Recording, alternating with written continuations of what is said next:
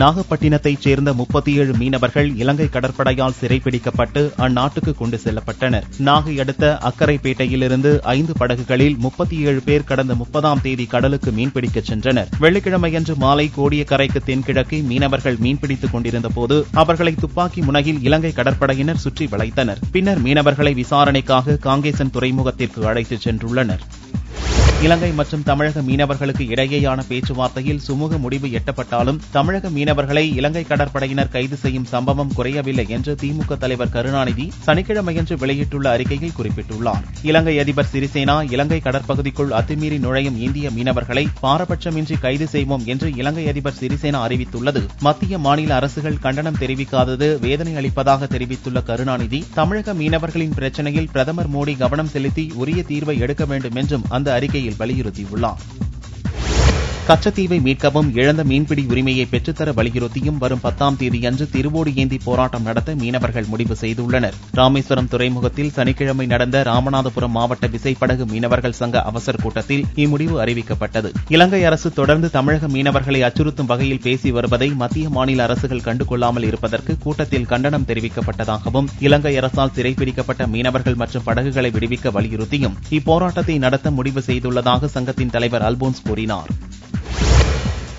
வாளையாறு பிரச்சினையில் கேரளாவுக்கு செல்லும் தமிழக லாரிகள் அனைத்தும் முடக்கப்பட்டுள்ள நிலையில் அம்மாநில அரசு திங்கட்கிழமை பேச்சுவார்த்தைக்கு அழைப்பு விடுத்துள்ளது. தமிழக கேரள எல்லையில் உள்ள வாளையார் சோதனைச் சாவடியில் ஏற்படும் காலதாமதத்தை சரிசெய்ய உரிய நடவடிக்கை எடுக்க வலியுறுத்தி அகில இந்திய மோட்டார் காங்கிரஸ் அமைப்பினர் காலவரையற்ற வேலை நிறுத்தத்தில் ஈடுபட்டுள்ளனர். இப்பிரச்சினையில் பேச்சு நடத்த கேரள அரசுக்கு விதிக்கப்பட்ட 24 மணி நேர கெடு முடிந்ததை அடுத்து வெள்ளிக்கிழமை முதல் கேரளாவுக்கு அனைத்து வழிகளிலும் தமிழகத்திலிருந்து செல்லும் லாரிகள் நிறுத்தப்பட்டன. இந்நிலையில் கேரள அரசு பேச்சுவார்த்தைக்கு முன்வந்துள்ளது. திங்கட்கிழமையன்று லாரி உரிமையாளர்களுடன் பேச்சு நடத்தப்படும் என்று கேரள அரசு அறிவித்துள்ளது.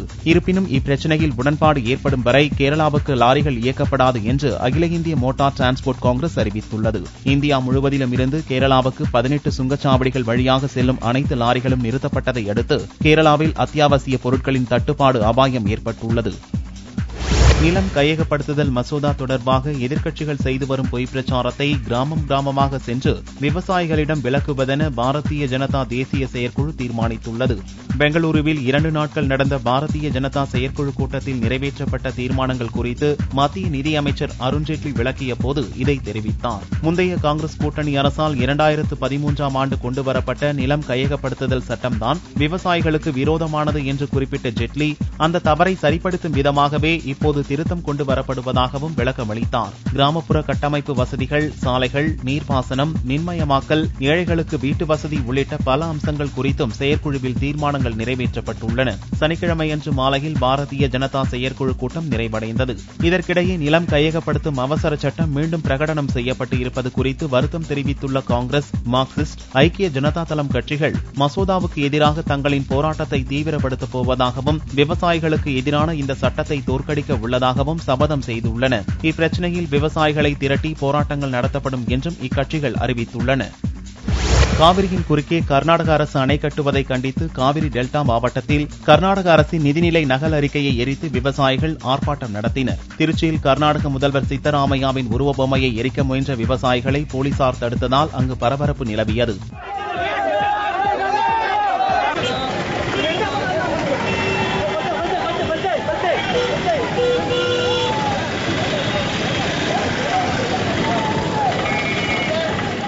திருச்சி, திருவாரூர், தஞ்சாவூர் ஆகிய மாவட்டங்களில் கர்நாடக அரசின் நிதிநிலை அறிக்கை நகலெரிப்பு போராட்டத்தில் ஈடுபட்ட விவசாயிகள் அனைவரையும் போலீசார் கைது செய்து பின்னர் விடுவித்தனர். ரோந்து பணியில் ஈடுபட்டிருந்த 2 போலீசாரை கொன்ற 2 பயங்கர கிரிமினல்களை தெலுங்கானா போலீசார் சுட்டுக் கொன்றனர். தெலுங்கானா மாநிலம் நலகொண்டா மாவட்டம் சூர்பேட்டை பகுதியில் உள்ள பஸ் நிலையம் பகுதியில் 2 நாட்களுக்கு முன் ரோந்து சென்ற 2 போலீசாரை 2 பயங்கர கிரிமினல்கள் துப்பாக்கியால் சுட்டனர். இதில் ஒரு போலீஸ் கான்ஸ்டபிள் மற்றும் ஊர்காவல் படை வீரர் ஆகியோர் இறந்தனர். இந்த ரவுடிகளை போலீசார் தேடி வந்த நிலையில் நலகொண்டா மாவட்டம் ஜானகிபுரம் பகுதியில் 2 கிரிமினல்களையும் சுற்றி வளைத்தனர். இதையடுத்து போலீசார் நோக்கி அவர்கள் துப்பாக்கியால் சுட்டனர். துப்பாக்கி சண்டையில் கிரிமினல்கள் இருவரும் கொல்லப்பட்டனர். செய்யப்பட்டனர். சண்டையில் ஒரு எஸ்ஐ மற்றும் கான்ஸ்டபிள் ஆகிய 2 காயமடைந்தனர். சினிமா பாணியில் கிரிமினல்களை போலீஸ் படையினர் விரட்டிச் சென்று துப்பாக்கிச் சண்டையில் ஈடுபட்டது தெலுங்கானாவில் பெரும் பரபரப்பை ஏற்படுத்தியுள்ளது. தேனி மாவட்டம் கம்பம் அருகே சாமாண்டிபுரத்தில் உள்ள சாமாண்டியம்மன் கோவில் திருவிழாவில் கலந்து கொண்ட நாராயணதேவன்பட்டி மற்றும் கருணாக்கன் முத்தன்பட்டி இளைஞர்களிடையே ஏற்பட்ட மோதலில் மாரியப்பன் என்பவர் கொலை செய்யப்பட்டார். இந்த சம்பவம் தொடர்பாக 5 பேர் கைது செய்யப்பட்ட நிலையில் கொலையாளிகள் மீது உரிய நடவடிக்கை எடுக்க வலியுறுத்தி மாரியப்பனின் சடலத்தை சாலையில் வைத்து அவர்களுடைய உறவினர்கள் மறியலில் ஈடுபட்டனர். மறியலில் ஈடுபட்டவர்களிடம் ஆண்டிப்பட்டி எம்எல்ஏ தங்கத்தமிழ் செல்வன் பேச்சுவார்த்தை நடத்தியதைத் தொடர்ந்து போராட்டம் கைவிடப்பட்டது. காஷ்மீர் எல்லையில் கண்ணிவெடி வெடித்து 3 பேர் உடல் சிதறி இறந்தனர். ஜம்மு காஷ்மீர் மாநிலம் ரஜௌரி மாவட்டத்தில் சர்வதேச எல்லைக்கோட்டுக்கு அருகில் ஷரியாம் எனும் கிராமம் உள்ளது. கிராமவாசிகள் காலையில் விளைநிலத்துக்கு வேலை செய்ய சென்றனர். அப்போது கண்ணிவெடி பயங்கரமாக வெடித்து 3 விவசாய தொழிலாளர்கள் சம்பவ இடத்திலேயே பலியாகினர். இன்னொருவர் பலத்த காயத்துடன் மருத்துவமனையில் சேர்க்கப்பட்டுள்ளார். இந்திய பாகிஸ்தான் எல்லைக்கு மிக அருகில் கண்ணிவெடி வெடித்திருப்பதால் இது பாகிஸ்தான் பயங்கரவாதிகளின் சதிச்செயலா என்ற கோணத்திலும் விசாரணை நடந்து வருகிறது. உள்நாட்டுப் போர் நடந்து வரும் ஏமன் நாட்டில் இருந்து மேலும் 664 இந்தியர்கள் 3 விமானம் மூலம் தாயகம் திரும்பினர். ஏமன் நாட்டில் இருந்து ஏற்கனவே 458 பேர் மீட்கப்பட்டு தாயகம் திரும்பினர். வெள்ளியன்று 2 இந்திய விமானப்படை விமானங்கள் மற்றும் ஒரு இந்தியன் ஏர்லைன்ஸ் விமானம் மூலம் ஏமன் நாட்டில் இருந்து 664 இந்தியர்கள் தாயகம் திரும்பினர். இவர்களில் 334 பேர் மும்பை விமான நிலையத்துக்கும் 330 பேர் கொச்சி விமான நிலையத்துக்கும் அழைத்து வரப்பட்டனர். இந்த 2 விமானங்கள் மூலம் நாடு திரும்பிய 46 தமிழர்கள் சென்னை விமான நிலையம் அழைத்து வரப்பட்டனர். அவர்களை அதிகாரிகள் மற்றும் உறவினர்கள் வரவேற்று அழைத்துச் சென்றனர். ஏமன் நாட்டில் 4000க்கும் மேற்பட்ட இந்தியர்கள் உள்ள நிலையில் அவர்களில் இதுவரை 1022 பேர் இந்திய வெளியுறவுத்துறையால் மீட்கப்பட்டு தாயகம் அழைத்து வரப்பட்டுள்ளனர். எஞ்சியவர்களையும் மீட்கும் பணியில் வெளியுறவுத்துறை அதிகாரிகள் தீவிரம் காட்டி வருகின்றனர். என்னோட நேம் சுரேஷ். நான் ஏமன் போய் ஏமன்ல ஒடியாடா என்ற ஏரியாவில் போய் 1 year ஆக போகுது. இப்போ சமீப காலமாக இப்போ லாஸ்ட் ஒரு 2 வாரமாக பாம் பிளாஸ்டிங் அதிகமாக இருக்குது. ரொம்ப அதிகமாக இருந்தாலும் நிர்வாகத்தினால மேனேஜ் பண்ண முடியாமல் டெம்பரவரியாக இமீடியட்டாக எல்லாருமே இந்தியன்ஸ் எல்லாருமே இமீடியட்டாக பேக் பண்ணிட்டாங்க.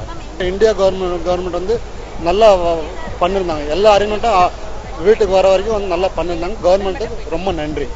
பாட்னா குண்டுவெடிப்பு தொடர்பாக 3 பேரை போலீசார் கைது செய்துள்ளனர். பீகார் தலைநகர் பாட்னாவில் உள்ள அடுக்குமாடி குடியிருப்பு கட்டடத்தில் குறைந்த வீரியம் கொண்ட குண்டு கடந்த 31ஆம் தேதியன்று வெடித்தது. பாட்னா மக்கள் மத்தியில் பெரும் பீதியை கிளப்பிய இந்த சம்பவம் தொடர்பாக 3 ஆசாமிகளை போலீசார் கைது செய்துள்ளனர். கைதான 3வருக்கும் பயங்கரவாத கும்பலுக்கும் இடையில் ஏதாவது தொடர்பு இருக்கிறதா என்பது குறித்து பாட்னா போலீசார் விசாரித்து வருகின்றனர். மத்திய பிரதேசத்தில் பேருந்து மீது உயரழுத்த மின்சார கம்பி விழுந்ததில் 3 பெண்கள் பலியாகினர். மத்திய பிரதேச மாநிலம் அனுப்பூர் மாவட்டம் உமரியா என்ற கிராமத்தில் பேருந்து நின்றபோது அதன் மேலிருந்த உயரழுத்த மின்சார கம்பி உரசியது. மின்சாரம் பாய்ந்ததில் பேருந்தில் தீப்பிடித்தது. இந்த விபத்தில் சம்பவ இடத்திலேயே 3 பெண்கள் இறந்தனர். 11 பேர் தீக்காயமடைந்தனர். சாலையை உயரப்படுத்திய அதிகாரிகள் தொங்கிக் கொண்டிருந்த மின் வயர்களை சீரமைக்காததே இந்த கோர விபத்துக்கு காரணம் என மக்கள் குற்றம் சாட்டியுள்ளனர். சென்னையில் நடக்கும் உட்கட்சி தேர்தலில் முன்னாள் அமைச்சர் மாதவரமூர்த்தி முறைகேடுகளில் ஈடுபடுவதாக குற்றம் சாட்டி அப்பகுதி அதிமுகவினர் கட்சி தலைமை அலுவலகத்தை முற்றுகையிட்டதால் கடும் பரபரப்பு ஏற்பட்டது. மாதவரமூர்த்தியின் எதிர்கோஷ்டியினர் இந்த போராட்டத்தில் கலந்து கொண்டனர். இதனால் கட்சி அலுவலகத்தில் பரபரப்பு ஏற்பட்டு கூடுதல் போலீஸ் பாதுகாப்பு போடப்பட்டது. கட்சி நிர்வாகிகளின் சமரச பேச்சை அடுத்து போராட்டக்காரர்கள் மாதவரமூர்த்தி மீதான குற்றச்சாட்டுகளை புகார் மனுவாக கொடுத்துவிட்டு கலைந்து சென்றனர். திண்டுக்கல் மாவட்டம் குண்டுப்பட்டி மலை கிராமத்திற்குள் புகுந்த சிறுத்தை மேய்ச்சலில் இருந்த 3 ஆடுகளை கடித்து குதறியதால் அப்பகுதியில் பதட்டம் ஏற்பட்டுள்ளது. அத்துடன் குடியிருப்பு பகுதியில் சிறுத்தையின் கால் தடத்தை பார்த்த பொதுமக்கள் பீதியடைந்துள்ளனர். இதனால் இந்த கிராமத்தைச் சேர்ந்த மக்கள் வீடுகளுக்குள் முடங்கியுள்ளனர். சம்பவ இடத்தை ஆய்வு செய்ய வந்த வனத்துறையினர் இறந்த ஆடுகளுக்கு இழப்பீடு தருவதாக உறுதியளித்தனர். அப்போது அதிகாரிகளுடன் மக்கள் வாக்குவாதத்தில் ஈடுபட்டதால் பரபரப்பு ஏற்பட்டது.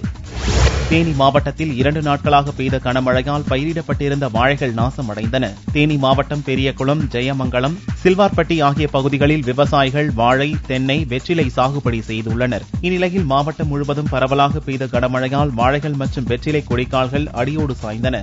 இதனால் விவசாயிகளுக்கு பல லட்சம் ரூபாய் வரை இழப்பு ஏற்பட்டுள்ளது. தமிழகத்தை கோடை வெயில் வாட்டி வதைத்து வரும் நிலையில் கன்னியாகுமரி மாவட்டத்தில் சில நாட்களாக பெய்து வரும் கோடை மழையால் விவசாயிகள் மகிழ்ச்சி அடைந்துள்ளனர். தக்கலை, மார்த்தாண்டம், குளச்சல் பகுதியில் கொட்டி வரும் மழையால் பெருஞ்சாணி, பேச்சிப்பாறை அணைகளுக்கு வரும் நீர்வரத்து அதிகரித்துள்ளது. கிருஷ்ணகிரி மாவட்டம் காவிரிப்பட்டினம், ஆலப்பட்டி, குந்தாரப்பள்ளி ஆகிய இடங்களில் வெள்ளியன்று நள்ளிரவு பலத்த சூறாவளி காற்று வீசியது. இதில் மாந்தோட்டங்களில் உள்ள மாம்பிஞ்சுகள் உதிர்ந்து விழுந்து நாசமாகின. ஏற்கனவே கடும் பனிப்பொழிவு மற்றும் வறட்சியால் மாங்காய் விளைச்சல் குறைந்த நிலையில் சூறை காற்றால் பெரும் நஷ்டம் ஏற்பட்டுள்ளதாக விவசாயிகள் வருத்தம் தெரிவித்தனர். திருச்சி ஸ்ரீரங்கம் அரங்கநாதர் கோவிலில் சனிக்கிழமையன்று திருத்தேரோட்டம் நடந்தது. கடந்த மாதம் 27ஆம் தேதி இக்கோவிலின் பங்குனி உத்திர திருவிழா கொடியேற்றத்துடன் துவங்கியது. முக்கிய நிகழ்ச்சியான திருத்தேரோட்டம் சனிக்கிழமையன்று காலை வெகு விமர்சையாக நடைபெற்றது.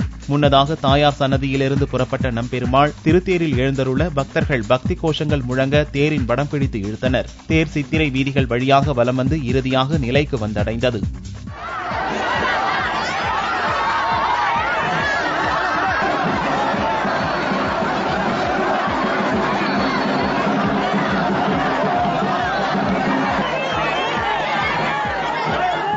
மலேசிய ஓபன் போட்டியின் அரையிறுதி ஆட்டத்தில் சாய்னா நேவால் தோல்வியடைந்துள்ளார். கோலாலம்பூரில் நடைபெற்று வரும் மலேசிய ஓபன் பேட்மிண்டன் போட்டியில் இந்தியாவின் சாய்னா நேவால் விளையாடி வருகிறார். அரையிறுதிக்கு முன்னேறிய சாய்னா நேவால் சீன ஒலிம்பிக் வீராங்கனை லீ சுவேரியை சந்தித்தார். இதில் சாய்னா முதல் செட்டை 21-13 என எளிதில் வென்றார். ஆனால் இரண்டாவது செட்டில் எளிதில் லீ வெற்றி பெற்றார். வெற்றியை தீர்மானிக்கும் இறுதி செட்டில் கடுமையான போராட்டத்திற்கு பின் 22-20 என்ற கணக்கில் சாய்னாவை வீழ்த்தி லீ இறுதிப் போட்டிக்கு தகுதி பெற்றார். இந்த தோல்வியால் நம்பர் 1 வாய்ப்பை சாய்னா நழுவ விட்டுள்ளார். இதுவரை 11 முறை லீயுடன் மோதிய சாய்னா 9 முறை தோல்வியடைந்துள்ளார் என்பது குறிப்பிடத்தக்கது. தங்கம் விலை சனிக்கிழமையன்று ஒரு சவரன் 24 ரூபாய் அதிகரித்து 20,104 ரூபாய்க்கு விற்கப்படுகிறது. 1 கிராம் ஆபரண தங்கம் 2,513 ரூபாயாக உள்ளது. வெள்ளியின் விலை கிராமுக்கு 1 ரூபாய் 60 காசுகள் உயர்ந்து 1 கிராம் 41 ரூபாய் 20 காசுகளுக்கு விற்பனையாகிறது. பார் வெள்ளியின் விலை 38,530 ரூபாயாக இருந்தது.